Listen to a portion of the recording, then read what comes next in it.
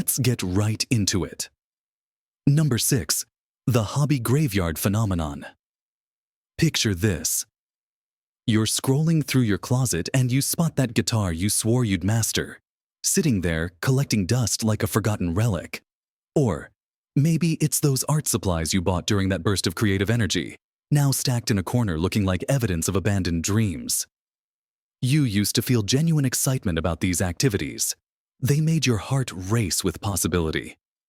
But now, when you even think about picking them up, it feels like staring at a homework assignment you never signed up for. This isn't just laziness or changing interests. Your brain has essentially hit the emergency brakes on joy. When you're constantly running on stress, your mind starts treating pleasure like a luxury it can't afford. The chemical pathways that once delivered those satisfying hits of accomplishment and fun have been hijacked by survival mode. Your brain becomes convinced that anything not directly related to handling immediate pressures is a dangerous distraction. So those hobbies that used to recharge your batteries now feel like energy drains your system simply can't handle. The cruel irony is that these abandoned activities are often exactly what you need to break the burnout cycle. But your exhausted mind has labeled them as threats to your productivity, creating a prison where rest feels like rebellion and joy feels like procrastination. Number 5. The micro-explosion episodes. Ever find yourself getting genuinely furious because your coffee maker took an extra 30 seconds to brew, or because someone walked slightly too slowly in front of you at the grocery store?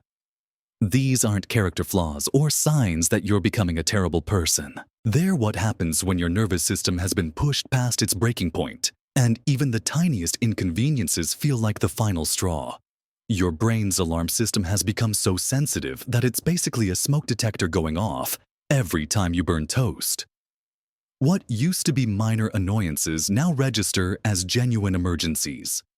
The part of your brain responsible for rational thinking has gone offline, while the primitive fight or flight center has taken over the controls.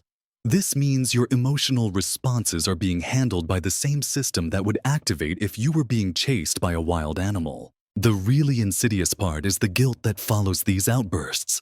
You end up feeling terrible about snapping over something so small, but you're not actually angry about the slow elevator or the dropped phone call. You're angry about the accumulated weight of dozens of stressors that have been slowly overwhelming your system for weeks or months. That minor inconvenience just happened to be the unlucky trigger that was there when your stress bucket finally overflowed. Number 4. The digital patrol compulsion. You're sitting at your desk with a massive deadline looming over you. Instead of diving into the work, you find yourself compulsively checking your phone every few minutes.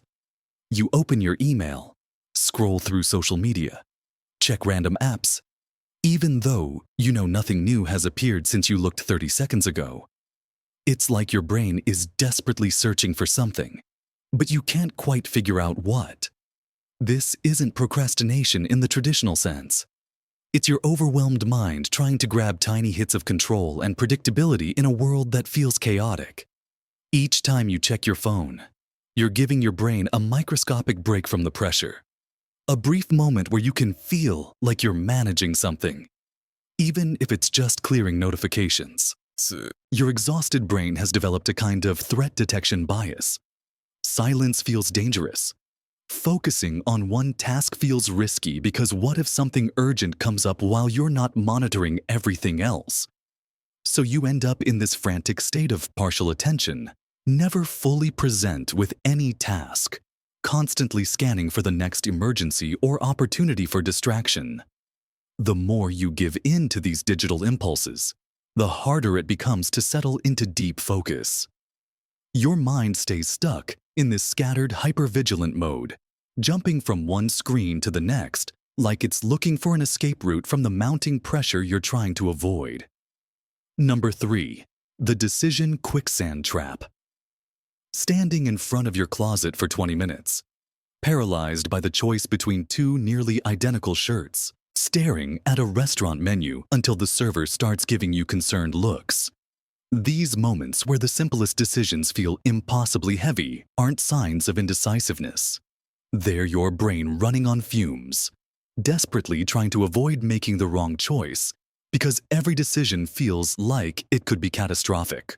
When you're burned out, your mental battery is so drained that even basic choices require more energy than you have available. Your decision-making center has essentially gone into power-saving mode.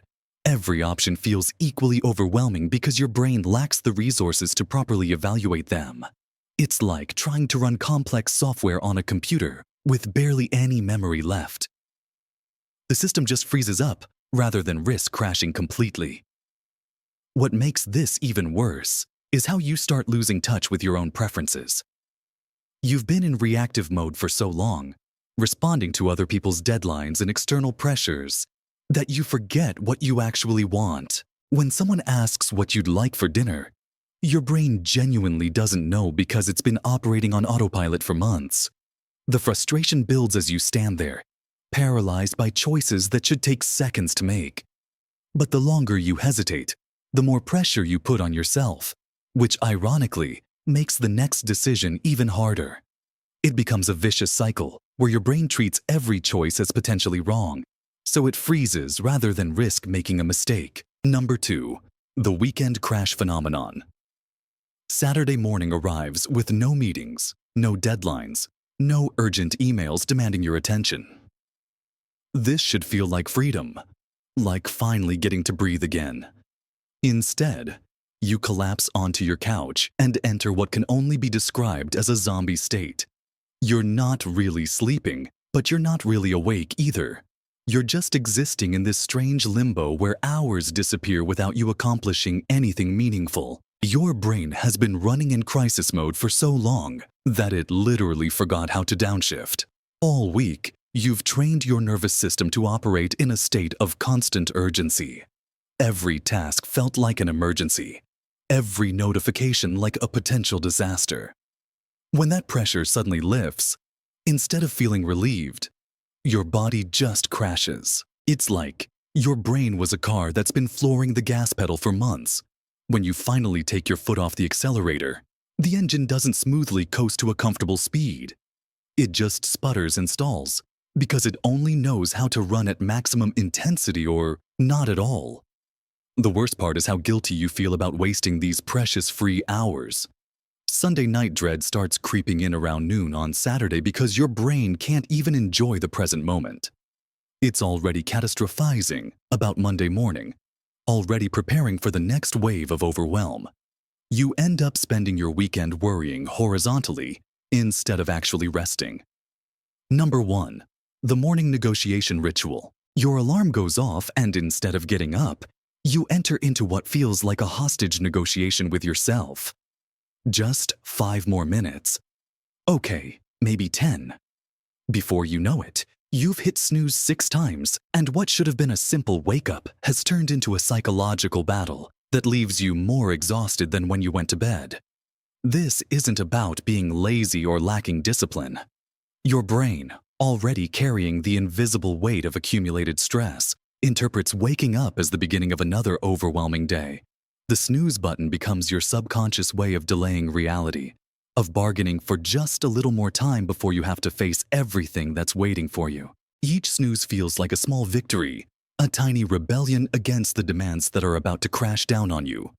But these fragmented bits of sleep actually make you groggier, throwing your body into cycles of interrupted rest that leave you feeling worse than if you'd just gotten up immediately. The guilt starts before you even get out of bed. You know you're running late. You know you're starting the day behind schedule. And that shame follows you through every task. You spend the entire day trying to catch up, not just on your to-do list, but on your own sense of self-worth. If any of these patterns sound familiar, your nervous system is sending you clear signals that it's time to step back and reassess. Burnout isn't a character flaw or a sign of weakness. It's your brain's way of telling you that you've been operating beyond your capacity for too long. The good news is that recognizing these signs is the first step toward breaking the cycle and finding your way back to a more sustainable way of living. That's all for today. I'll be making similar videos in the future. Subscribe to see them.